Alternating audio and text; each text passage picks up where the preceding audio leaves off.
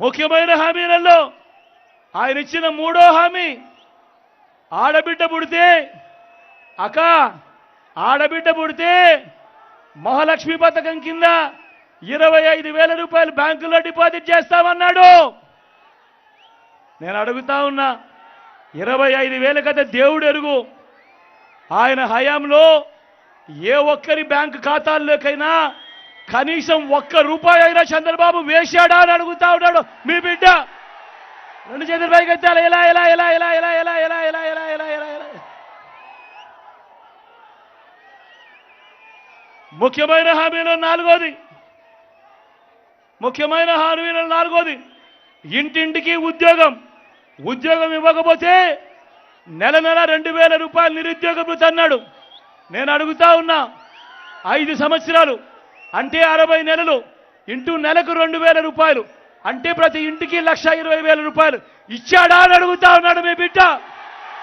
రెండు చేతుల పైకి ఎత్తాలి. ఇలా ఇలా ఇలా ఇలా ఇలా ఇలా ఇలా ఇలా ఇలా ఇలా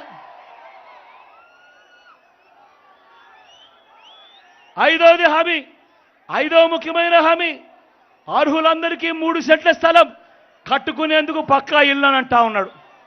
నేను అడుగుతా ఉన్నా, ఇన్ని వేల మంది ఇక్కడ ఉన్నారు అక్క, మిమ్మల్ని కూడా అడుగుతా ఉన్నాడు, ఇన్ని వేల మంది ఇక్కడ ఉన్నారు.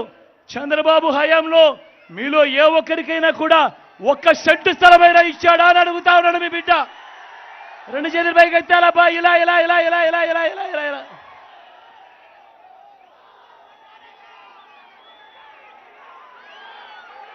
10,000 కోట్లతో బీసీ సప్లాన్, చేనేత, పవర్ లూమ్స్ రుణాల మాఫీ అన్నాడు. అయ్యిందా?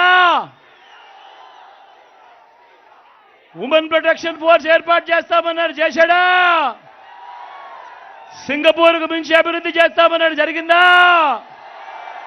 ప్రతి నగరంలోనూ హైటెక్ సిటీ నిర్మిస్తామన్నాడు. జరిగిందా? మరి రేపల్లో ఏమైనా కనిపిస్తా ఉందా?